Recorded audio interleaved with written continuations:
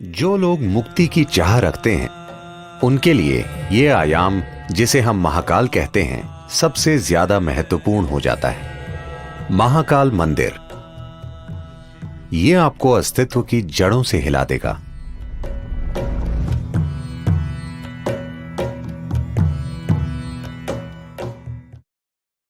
शिव एक ऐसे देवता हैं जिन्हें नाम नहीं देना चाहिए, क्योंकि उन्हें नाम देना उन्हें सीमित और छोटा करने जैसा है। साथ ही साथ उनके कई सारे नामों का संग्रह भी इस अवर्णीय रहस्य को प्रकट करता है कि वो कौन है, या इस अवर्णीय रहस्य को कि ये सृष्टि क्या है। उनके तमाम रूपों में काल भैरव या महाकाल एक महत्वपूर्ण और साथ ही उग्र रूप है। महाकाल के रूप में वो समय के स्वामी हैं।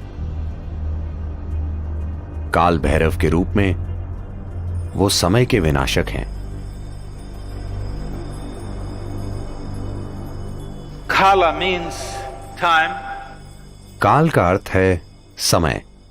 समय का आपको जो अनुभव है वो बस अस्तित्व का चक्र में घूमना है। पृथ्वी एक बार घूमती है, वो एक दिन होता है। चंद्रमा पृथ्वी का चक्कर लगाता है, उसे एक महीना कहते हैं। पृथ्वी सूर्य का चक्कर लगाती है, वो एक साल हो जाता है। हर चीज जिसे आप समय मानते हैं, आपकी घड़ी भी चक्रों से जुड़ी है। हर चीज जो भौतिक है वो चक्रीय प्रकृति की है।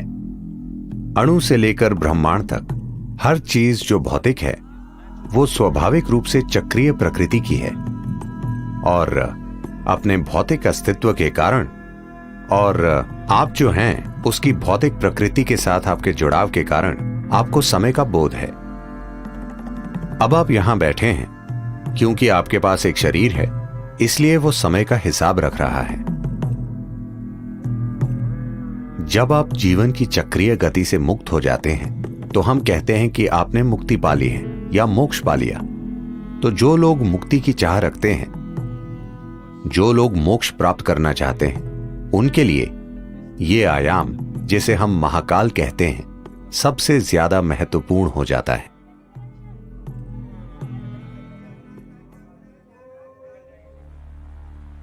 एक बार ऐसा हुआ, महान संत Shukracharya, Who was the guru for all the demons? जो दानवों के गुरु थे, उन्होंने शिव की भक्ति में घोर तपस्या की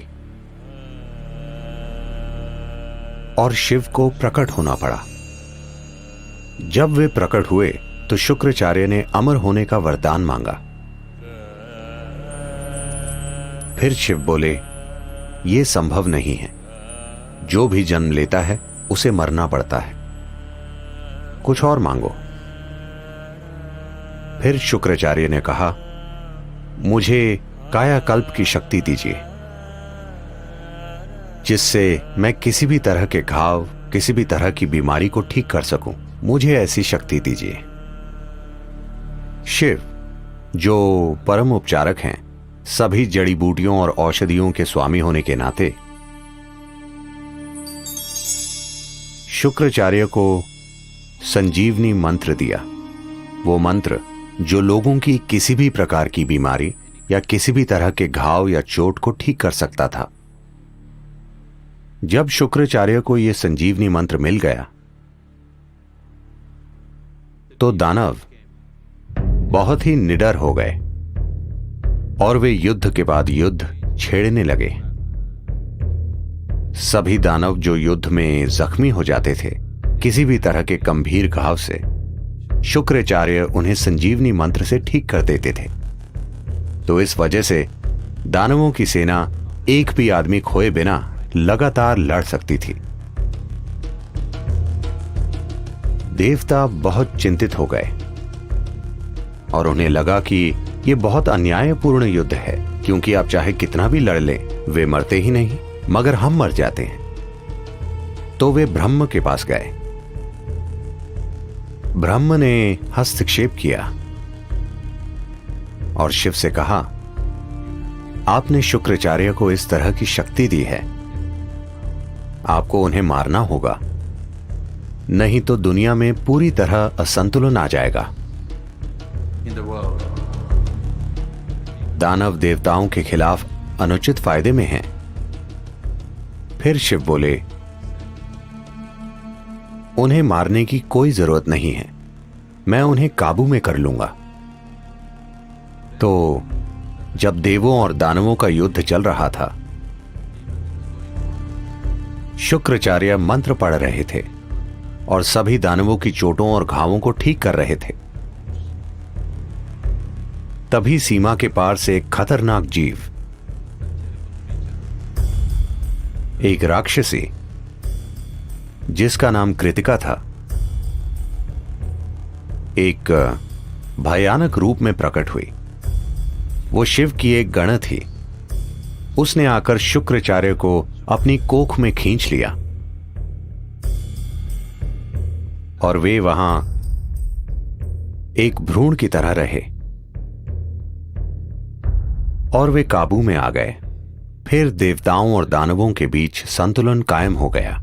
अधिक उचित और न्यायपूर्ण युद्ध लड़े गए। फिर ब्रह्म बहुत हैरान हुए और उन्होंने सोचा, सिर्फ महाकाल ही ऐसा कर सकते हैं। इंसान को मारे बिना वो पूरी तरह उसके जीवन को काबू में कर सकते हैं। शुक्राचार्य कृतिका की कोख में ही रहे और संजीवनी मंत्र बेकार हो गया।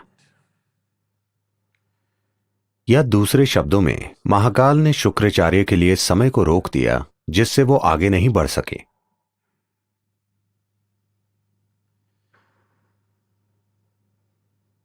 जब हम परे जाने की बात करते हैं,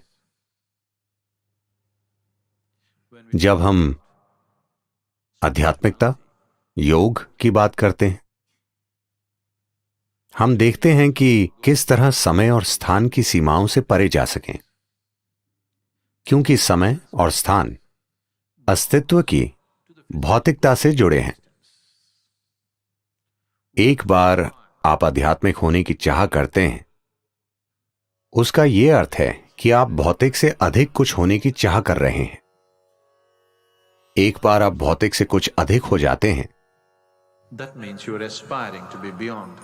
उसका अर्थ है कि आप समय और स्थान की सीमाओं से परे जाना चाहते हैं।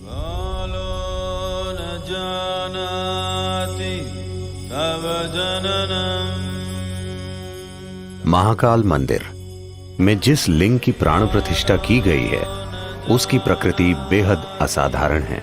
यह आपको अस्तित्व की जड़ों से हिला देगा। यह प्राण प्रतिष्ठा वाकई अद्भुत है। इसका एकमात्र मकसद है कि ये किसी तरह आपको विलीन कर दे। इस मंदिर में पूरी तैयारी के साथ जाना चाहिए, क्योंकि यह बहुत शक्तिशाली है और कमजोर दिल वालों के लिए नहीं है। यह आपको अंदर से हिला देता है। हर दिन महाकाल को जो भेंट अर्पित की जाती है, वो शमशान से लाई गई ताजा राख है, क्योंकि उन्हें यही पसंद है और वो जैसे हैं उन्हें वैसा बनाए रखती है। दुर्भाग्य से मैंने सुना है कि We be getting so bloody civilized. हम इतने सभ्य होते जा रहे हैं, अब शायद कुछ आंदोलनकारियों के विरोध के कारण वो शमशान की राख का इस्तेमाल नहीं कर रहे हैं। दुर्भाग्य से वो गाय या बैल के गोबर का इस्तेमाल कर रहे हैं। ये सिर्फ संस्कृति से जुड़ी चीज नहीं है, इसके पीछे एक विज्ञान है। अगर हम शमशान से राख लाएं और कोई दूसरी राख लाएं, मैं आपको दिखा सकता हूं कि दोनों में क्या फर्क है। अनुभव के स्तर पर दोनों में बहुत बड़ा अंतर है और यह बहुत महत्वपूर्ण है कि इस प्रक्रिया को जारी रखा जाए। क्योंकि महाकाल का स्वभाव यही है।